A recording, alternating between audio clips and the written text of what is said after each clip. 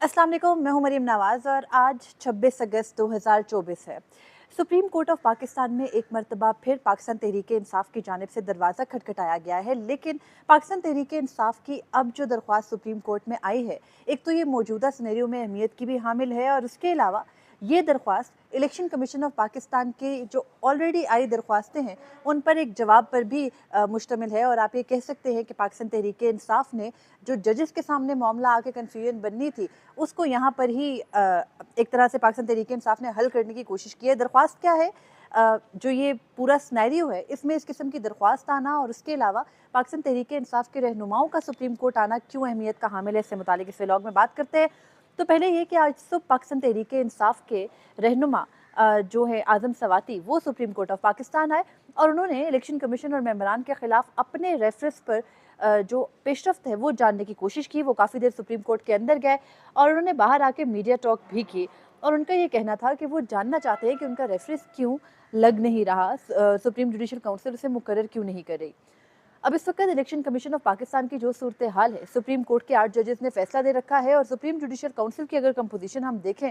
तो उसके अंदर भी चीफ जस्टिस के अलावा जस्टिस मुनीब अख्तर और जस्टिस मंसूर अली शाह हैं। और ये वो दो जजेस हैं जो मखसूस नशस्तों के मामले पर ऑलरेडी इलेक्शन कमीशन के किरदार से मुतालिक भी बात कर रहे हैं और मखसूस नशस्तों का फैसला भी दे चुके हैं और अभी तक इलेक्शन कमीशन ने उनके फैसले पर अमल दरामद भी नहीं किया। तो ऐसी सूरत हाल में पाकिस्तान तहरीक इंसाफ की जानिब से इलेक्शन कमीशन के ऊपर कोई इल्ज़ाम तराशी पर मबनी या बदनीयती पर मबनी या इंतखाबात पे धांधली पर मबनी रेफरेंस लेकर आना उन दो जजेस के लिए तो किसी भी सूरत काबिल कबूल हो सकता है, वरना अमूमी तौर पर सुप्रीम जुडिशल काउंसिल के अंदर अगर बेबुनियाद रेफरेंसेस दायर किए जाएं तो उन रेफरेंसेस को फौरी तौर पर मुस्तरद कर दिया जाता है या फिर जो दायर करने वाला शख्स शिकायती होता है, जो इन्फॉर्मेंट जिसको बेसिकली आप कानून या आइन की लैंग्वेज में कह सकते हैं, उस इन्फॉर्मेंट से साजबाज होती है, सवालात होते हैं, पूछा जाता है क्यों कराए, क्या आपके इसके पीछे नीयत है। तो यहाँ पर सिचुएशन अब इस वक्त मुख्तलिफ है। आज़म सवाती पाकिस्तान तहरीक इंसाफ के कैंडिडेट भी रहे हैं आम इंतखाबात में और उन्होंने अगर सुप्रीम कोर्ट से रुजू किया है तो सुप्रीम जुडिशल काउंसिल से रुजू किया है तो सुप्रीम जुडिशल काउंसिल की कंपोजिशन से मुतालिक मैं आपको बताई थी कि वो बड़ी अहम है। उसके अंदर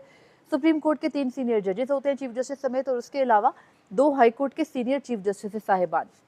तो ऐसी सिचुएशन में इस वक्त जो सुप्रीम जुडिशल काउंसिल की कंपोजिशन है वहाँ पर हो सकता है कि जब भी अगर इस मामले को टेकअप किया जाए तो फिर इलेक्शन कमीशन और उनके मेंबरान के खिलाफ भी कार्रवाई हो सकती है, मगर बहरहाल अभी कोई इससे मुतालिक कोई अफरा तफरी या कार्रवाई नहीं है, क्योंकि सुप्रीम जुडिशल काउंसिल में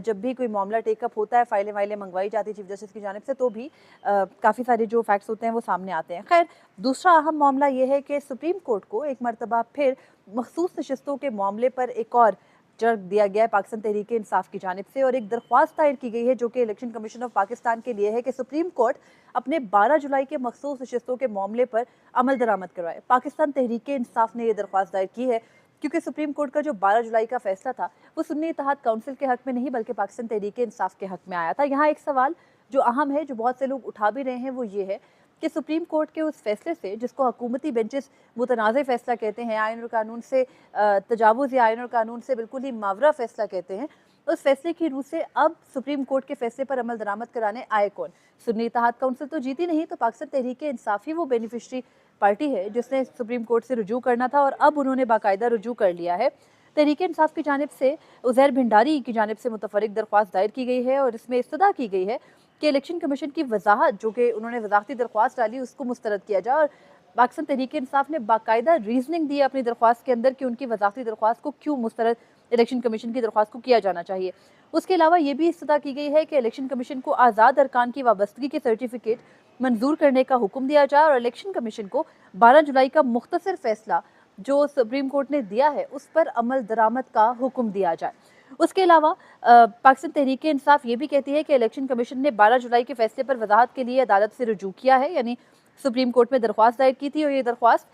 इलेक्शन कमीशन ने जुलाई में दायर की थी। और फिर वो ये कहते हैं कि इलेक्शन कमीशन का कहना ये दुरुस्त नहीं है कि फैसले पर अमल दरामद में मुश्किलात का सामना है। और पाकिस्तान तहरीक इंसाफ अपनी दरख्वास्त में ये भी कहती है कि इलेक्शन कमीशन की दरख्वास्त से अदालती फैसले पर अमल दरामद में ताख़ीर की कोशिश की है। इलेक्शन कमीशन ने मुतफरक दरख्वास्त नेक नियति से दायर नहीं की और वो ये कहते हैं कि इलेक्शन कमीशन मखसूस नशस्तों में रुकावट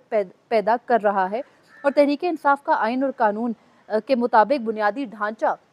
मौजूद है, यानी पाकिस्तान तहरीक-ए-इंसाफ एक मुकम्मल सियासी जमात के तौर पर मौजूद है। पाकिस्तान तहरीक-ए-इंसाफ ये कहती है कि उन्होंने अपनी इंट्रा पार्टी इलेक्शन तीसरी मरतबा करवा दिए हैं और इंट्रा पार्टी इलेक्शन से मुतालिक तहरीक-ए-इंसाफ ने जो 3 मार्च को उन्होंने दोबारा करवाए इंतखाबात के बाद, उसकी तफसीलात उन्होंने सुप्रीम कोर्ट में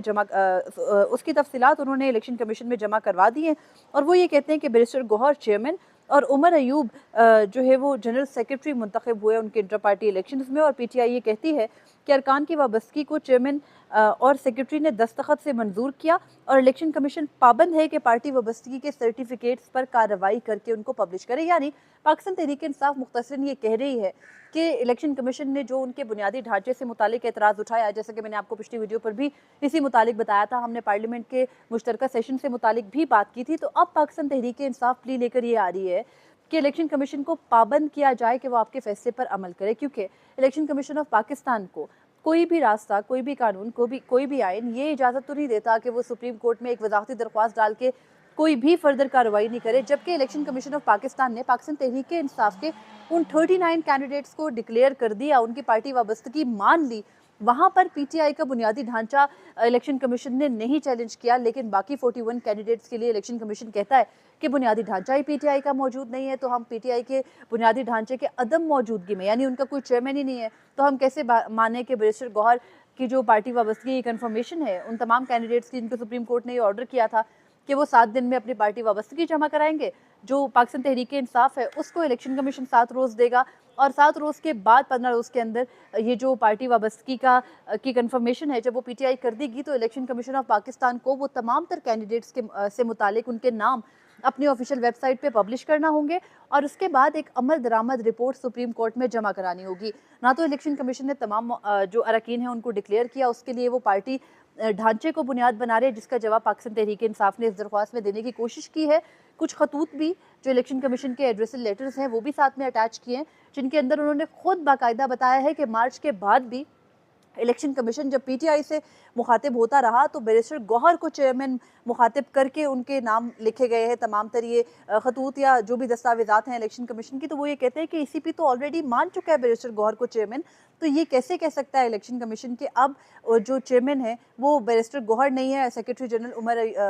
उमर अयूब नहीं है। और ऐसी सूरत हाल में जो इलेक्शन कमीशन है उसके बारे में पीटीआई का ये कहना है कि वो बदनीयत है। इलेक्शन कमीशन ने अभी तक सुप्रीम कोर्ट ऑफ पाकिस्तान के फैसले को आए तकरीबन 1.5 माह से ज़ायद का अरसा गुजर चुका और अभी तफसीली वजूहात आना बाकी है, लेकिन तफसीली वजूहात मुख्तसर फैसले पर अमल दरामद को रोकने की कोई भी वजह, कोई भी ठोस रीजनिंग नहीं बताती हैं। और ऐसी सूरत हाल में इलेक्शन कमीशन जो कि पाबंद था ना सिर्फ इन जो कैंडिडेट्स थे इनकी पार्टी एफिलिएशन, पार्टी वाबस्तगी की कन्फर्मेशन हो जाने पे उनके नाम पब्लिश करने का, बल्कि उनके जो नाम थे वो ऑफिशियल वेबसाइट पे पब्लिक करने थे। पब्लिशिंग के बाद इलेक्शन कमीशन ने सुप्रीम कोर्ट में अमल दरामद रिपोर्ट जमा करानी थी, लेकिन सुप्रीम कोर्ट ने नजरसानी दरख्वास्त दायर करने पर इक्तफा किया और अभी वो इंतजार कर रहे हैं कि सुप्रीम कोर्ट ऑफ पाकिस्तान के बजाय उनको पार्लियामेंट से कोई रिलीफ मिल जाए। लेकिन मीनवाइल जो पाकिस्तान तहरीक-ए-इंसाफ है उसने सुप्रीम कोर्ट से राब्ता कर लिया है और अब जो मुद्दा सुप्रीम कोर्ट ने पूछना था उस तमाम तर का जवाब पीटीआई ने दे दिया है। और ये भी मुमकिन है, ऐन मुमकिन है कि अगर सुप्रीम कोर्ट चाहे तो इन दरख्वास्तों को मिला के सुन सकता है और ऐसी सूरत में भी जो बुरा वक्त या मुश्किल में पड़ सकता है वो इलेक्शन कमीशन ही है।